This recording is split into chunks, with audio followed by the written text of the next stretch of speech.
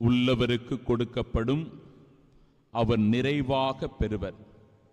இல்லாதவரிடமிருந்து உள்ளதும் எடுக்கப்படும். நம் ஆண்டவராகிய இயேசு கிறிஸ்துவின் அன்பும் அருளும் அமைதியும் மகிழ்ச்சியும் உங்கள் அனைவரோடும் இருப்பதாக.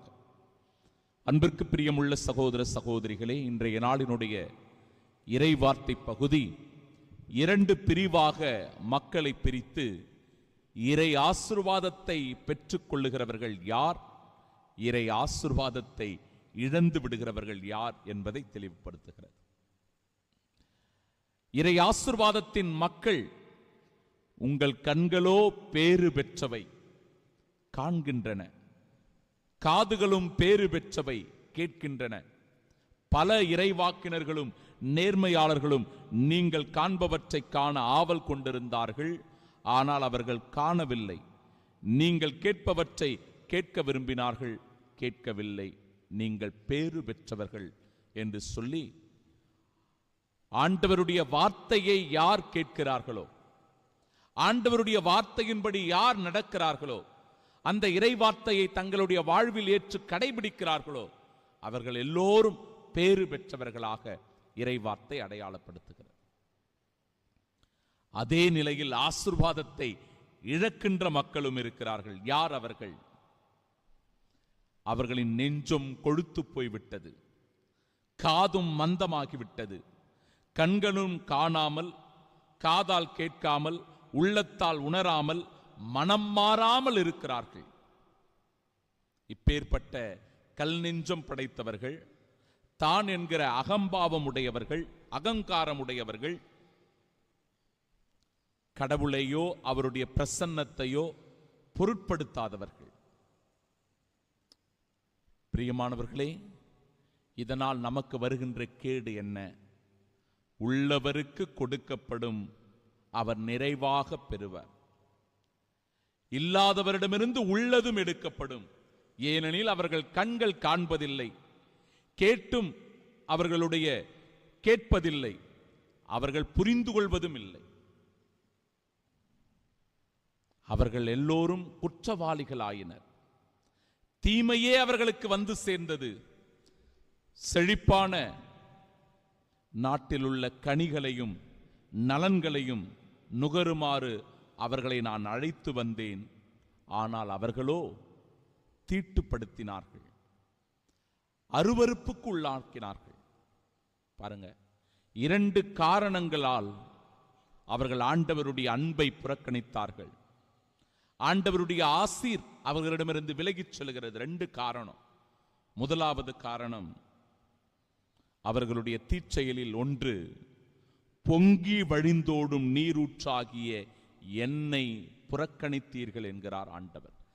கடவுளையும் அவருடைய பிரசன்னத்தையும் புறக்கணிக்கின்ற ஒரு மனநிலை, நிராகரிப்பது, வேண்டாம் என ஒதுக்குவது. கடவுளுடைய அன்பு எனக்கு தேவையில்லை அப்படின்னு நினைக்கிறது, கடவுளுடைய ஆசீர்வாதம் எனக்கு வேண்டாம் அப்படின்னு அவரை ஒதுக்குவது, அது ஒரு மிகப்பெரிய தீச்செயல். இரண்டாவது,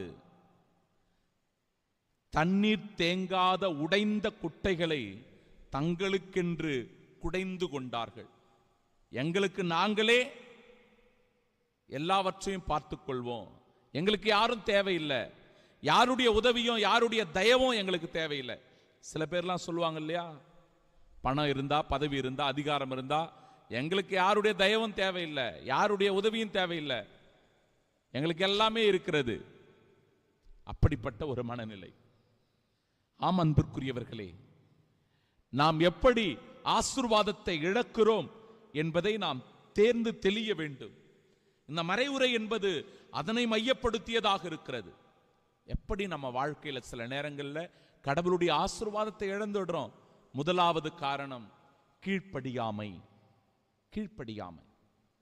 இணைச்சட்டக புத்தகம் 28வது அதிகாரம் 15வது இறைவார்த்தை, குரலுக்கு செவிசாய்க்காமலும், கடவுளுடைய குரலுக்கு செவிசாய்க்காமலும், அவருடைய கட்டளைகள் நியமங்களை கடைபிடிக்காமலும் இருப்பாயானால் சாபங்கள் வந்து சேரும். அவருடைய கட்டளைகளை நியமங்களை கடைபிடிக்கலன்னா நாம வேற ஏதோ ஒரு தவறான பாதையில வேற கட்டளைகளை நமக்கு பிடிச்ச மாதிரி நம்ம செஞ்சிட்டு இருக்கிறோம்.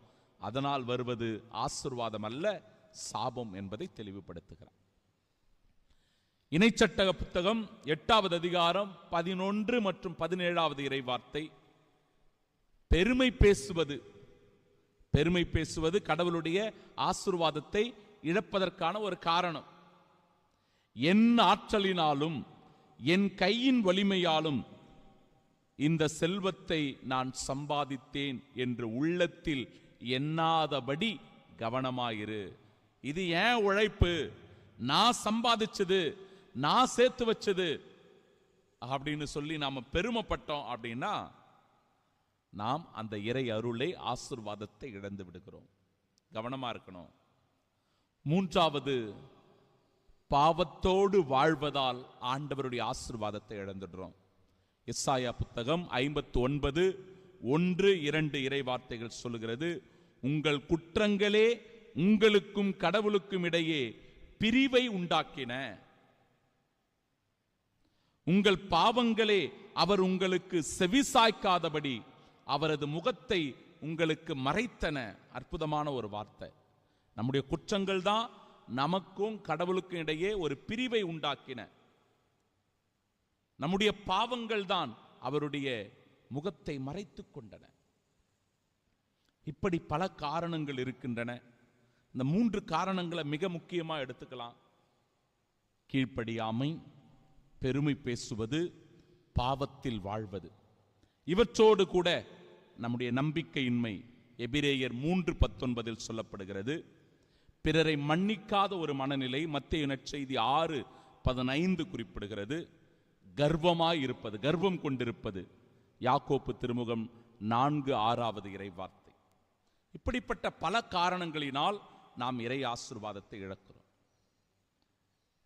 ஒரு நாட்டினுடைய மன்னர் ஒரு குடியானவனை அழைத்து ஒரு பொற்குடத்தை கொடுக்கிறார். கொடுத்து, இந்த அரண்மனையில் இருக்கின்ற கிணற்றில் தினந்தோறும் நீ தண்ணீரை கொண்டு போய் உன்னுடைய ஊரில் வைக்க வேண்டும். யார் யாரெல்லாம் அந்த குடத்தில் வந்து தண்ணீரை எடுத்துக் கொள்ளுகிறார்களோ ஒருபோதும் அந்த ஊருக்கு பஞ்சம் வராது என்று சொல்லி அந்த குடத்தை அந்த குடியானவனிடத்தில் கொடுக்கிறார்.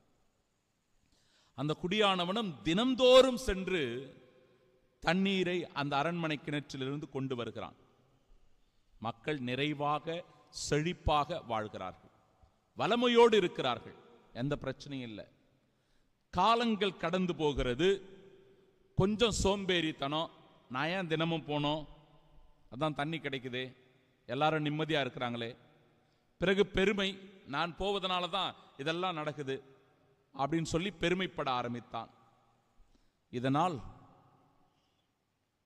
அவன் போவதை தவிர்த்துவிட்டு சோம்பேறித்தனமாக இருந்ததனால் அந்த பானைக்குள் ஓட்டை ஏற்பட்டு, பிரியமானவர்களே, அந்த தண்ணீர் இல்லாமல் போனது.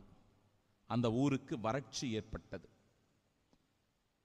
சில நாட்களில் என்ன நடந்தது என்று அந்த அரசர் அறிய விரும்பினார்.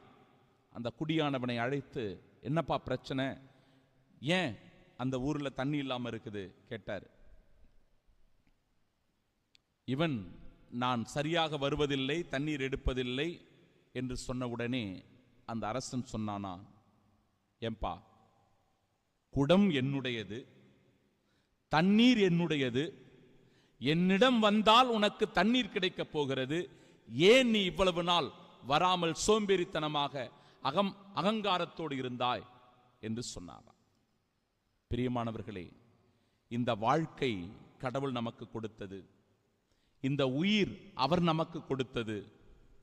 இந்த வாழ்க்கையையும் உயிரையும் நாம் தக்க வைத்துக் கொண்டு நிலையாய் வாழ வேண்டும் என்றால் ஆண்டவரை நோக்கி அனுதினமும் வரக்கூடியவர்களாய் இருக்க வேண்டும்.